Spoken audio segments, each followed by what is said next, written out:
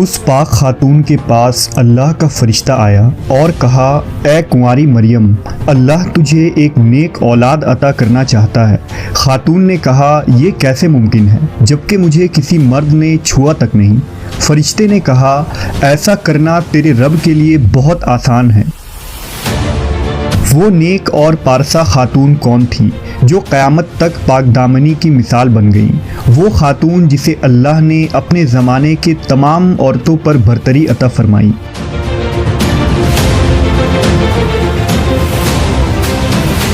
حضرت be be مریم علیہ السلام کے والد کا نام عمران اور والدہ کا نام حنہ تھا۔ حضرت عمران حضرت سلیمان علیہ السلام کی اولاد میں سے تھے اور ان کی اہلیہ حنہ داؤد علیہ السلام کی اولادوں میں سے تھیں۔ حضرت عمران بنی اسرائیل میں بڑے عابد، زاہد اور عالم تھے، اس لیے مسجد اقصی کی امامت لوگوں نے آپ کے سپرد کی ہوئی تھی۔ حضرت حنہ کے ہاں اولاد نہ تھی۔ ایک روز آپ نے ایک درخت کے سائے میں ایک چڑیا دیکھی جو اپنے بچے سے پیار کر رہی تھی اور اسے دانہ کھلا رہی تھی۔ یہ منظر دیکھ کر آپ کا دل بھر آیا اور آپ نے بارگاہ الہی میں اولاد کے لیے دعا کی، لہٰذا اللہ نے آپ کی دعا قبول فرمائی۔ حضرت مریم کی پیدائش سے قبل آپ کی والدہ نے منت مانی کہ اپنی اولاد کو بیت المقدس کی خدمت کے لیے نذر کر دیں گی۔ بنی اسرائیل کے یہاں یہ روایت تھا کہ جو لڑکا اللہ کی نظر کر دیا جاتا تھا وہ نہ شادی کرتا تھا نہ دنیاوی مشاغل میں دلچسپی لیتا تھا، صرف عبادت گاہ میں خدمت کرتا اور خود عبادت میں مشغول رہتا تھا۔ لہٰذا حنہ نے اللہ سے بیٹے کے لیے دعا کی تھی، لیکن ان کے ہاں بیٹے کے بجائے بیٹی کی پیدائش ہوئی۔ حضرت حنہ نے لڑکی کا نام مریم رکھا۔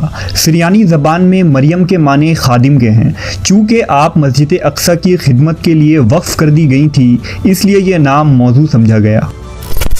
حضرت مریم کی ولادت سے قبل ہی آپ کے والد وفات پا گئے، اس لیے حنہ نے ولادت کے بعد آپ کو ایک کپڑے میں لپیٹ کر بیت المقدس کے علماء کے سامنے پیش کر دیا تاکہ وہ انہیں اپنی کفالت میں لے لیں۔ جب حضرت مریم بیت المقدس میں لائی گئیں تو مجاوروں کے درمیان اختلاف پیدا ہو گیا۔ ہر کوئی خود کو آپ کا زیادہ حقدار سمجھتا تھا۔ پھر یہ فیصلہ ہوا کہ مجاورین وہ قلم جن سے وہ توریت لکھتے ہیں پانی میں چھوڑ دیں۔ جس کا قلم پانی کے بہاؤ میں بہنے کے بجائے الٹا بہے گا وہ مریم کی کفالت کا حقدار ہوگا۔ اس مقابلے میں حضرت زکریا علیہ السلام بھی شامل تھے۔ ان کے قلم کو اللہ نے پانی میں بہاؤ کے الٹے طرف بہا دیا اور وہ ان کی پرورش کے حقدار ہو گئے۔ اس طرح بی بی مریم کو اللہ کی منشا کے مطابق حضرت زکریا علیہ السلام کی کفالت میں دے دیا گیا۔ حضرت زکریا کی بیوی حضرت مریم کی خالہ لگتی تھی، لہٰذا ان سے بڑھ کر ان کی بہتر پرورش اور کوئی نہ کر سکتا تھا۔ حضرت مریم علیہ السلام دوسرے بچوں کی بنسبت بہت تیزی کے ساتھ بڑھتی رہیں۔ جب آپ حضرت زکریا علیہ السلام اور اپنی خالہ کے گھر پرورش پا کر کچھ بڑی ہوئیں تو بیت المقدس میں آپ کے لیے ایک کمرہ مخصوص کر دیا گیا۔ یہاں زکریا علیہ السلام کے علاوہ اور کوئی نہیں جا سکتا تھا۔ آپ دن رات اللہ کی عبادت میں مشغول رہتی۔ جب حضرت زکریا آپ کے پاس آتے تو حیران ہوتے کیونکہ آپ کے پاس بے موسمی پھل موجود ہوتے، گرمیوں کے پھل سردیوں کے موسم میں اور سردیوں کے پھل گرمیوں کے موسم میں آپ کے حجرے میں رکھے ہوتے۔ جب حضرت زکریا علیہ السلام حضرت مریم سے پوچھتے کہ یہ پھل کہاں سے آتے ہیں، انہیں کون دے جاتا ہے، تو حضرت مریم فرماتی، اللہ کے پاس سے۔ اللہ نے بی بی مریم کو پسندیدہ اور مومنہ بندی میں شمار کیا تھا، جیسا کہ سورہ آل عمران میں ارشاد ہوا، اور جب فرشتوں نے کہا، اے مریم، بے شک اللہ نے چن لیا ہے تمہیں اور خوب پاک کر دیا ہے اور پسند کیا ہے تمہیں سارے جہان کی عورتوں سے، اے مریم خلوص سے عبادت کرتی رہو اپنے رب کی اور سجدہ اور رکوع کرنے والوں کے ساتھ۔ بی بی مریم جس مقصد کے لیے چنی گئی تھی وہ ابھی باقی تھا۔ آپ دن رات اللہ رب العزت کی عبادت اور ریاضت میں مشغول رہتی تھیں، یہاں تک کہ بنی اسرائیل میں یہ مشہور ہو گیا کہ بی بی مریم نہایت ہی عبادت گزار، پاکیزہ اور متقی خاتون ہیں، اور لوگ آپ کا بہت عزت و احترام کرنے لگے۔ پھر وہ وقت آیا جب جبرائیل علیہ السلام حضرت مریم کے پاس تشریف لائے۔ بی بی مریم ایک غیر مرد کو اپنے حجرے میں دیکھ کر پریشان ہو گئیں۔ حضرت جبرائیل آپ کے پاس انسانی شکل میں تشریف لائے تھے۔ حضرت مریم آپ کو دیکھ کر بولی، اگر تو کوئی خدا ترس انسان ہے تو تجھ سے خدائے رحمان کی پناہ مانگتی ہوں۔ حضرت جبرائیل آپ کو تسلی دیتے ہوئے اور پیغام الہی سے باخبر کرتے ہوئے فرماتے ہیں، میں تو تیرے رب کا فرس داتا ہوں اور اس لیے بھیجا گیا ہوں کہ تجھے ایک پاکیزہ لڑکا دوں۔ کنواری مریم حیران ہو کر فرماتی ہیں، میرے ہاں لڑکا کیسے ہوگا جبکہ مجھے کسی آدمی نے چھوا تک نہیں اور نہ میں کوئی بدکار عورت ہوں۔ حضرت جبرائیل نے کہا، ایسا ہی ہوگا، تیرا رب فرماتا ہے کہ ایسا کرنا میرے لیے بہت آسان ہے اور ہم ایسا اس لیے کریں گے کہ اس لڑکے کو لوگوں کے لیے ایک نشانی بنائیں اور اپنی طرف سے ایک رحمت، اور یہ کام ہو کر رہنا ہے۔ حضرت جبرائیل نے بی بی مریم کے گریبان میں پھونک مار دی جس سے آپ کا حمل ٹھہر گیا۔ جب حضرت مریم حاملہ ہوئیں تو یہ خبر بنی اسرائیل میں عام ہو گئی کہ حضرت مریم حاملہ ہو گئی ہیں۔ اس پر بہت سے لوگوں نے زکریا علیہ السلام کے گھر آنا جانا بند کر دیا اور آپ پر الزام و بہتان لگانے لگے۔ حضرت مریم بیت المقدس سے نکل گئیں اور دور ایک مقام پر جا کر ٹھہری۔ آپ اس مقام پر تنہا رہ رہی تھی کہ ایک دن آپ کو درد ذہ شروع ہو گیا۔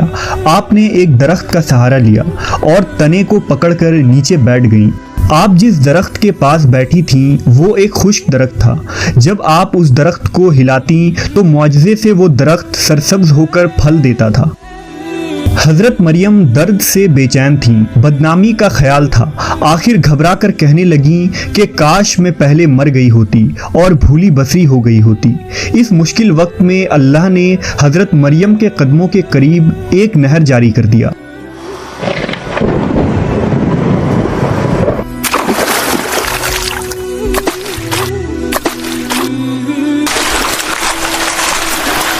اور ندا آئی کہ پانی پیو اور کھجور کھاؤ تاکہ جسم کو تقویت پہنچے، پھر اپنی اولاد کو دیکھ کر آنکھوں کو ٹھنڈک پہنچاؤ۔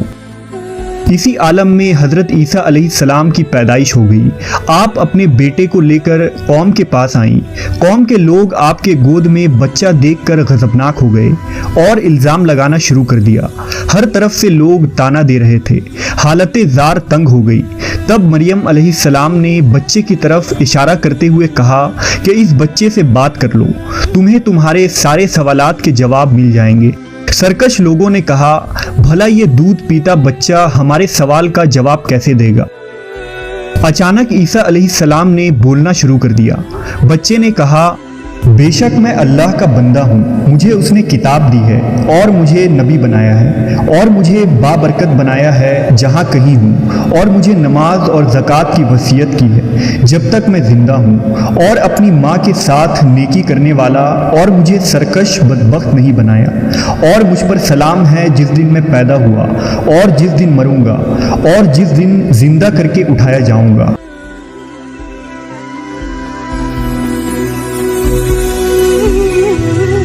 اس کے بعد حضرت مریم حضرت عیسیٰ علیہ السلام کو لے کر مصر چلی گئیں۔ جب حضرت عیسیٰ علیہ السلام کی عمر مبارک 13 سال ہوئی تو بیت المقدس واپس آ گئیں۔ روایتوں میں حضرت مریم علیہ السلام کی تاریخ وفات 35 عیسوی اور آپ کی عمر 51 سال لکھا گیا ہے۔ اسلام کے علاوہ کیتھولک اور آرتھوڈاکس عیسائی بھی حضرت مریم علیہ السلام کو نہایت ہی عقیدت و احترام کی نگاہ سے دیکھتے ہیں، اور آپ وہ واحد خاتون ہیں جن کا نام قرآن مجید میں درج ہے اور بائبل کے پرانے عہد نامے میں بھی موجود ہے۔ حضرت عائشہ سے روایت ہے کہ نبی صلی اللہ علیہ وسلم نے فرمایا، اللہ نے مجھے خبر دی ہے کہ جنت میں میرا نکاح مریم بنت عمران، موسیٰ کی بہن کلثوم اور فرعون کی عورت آسیہ سے ہوگا۔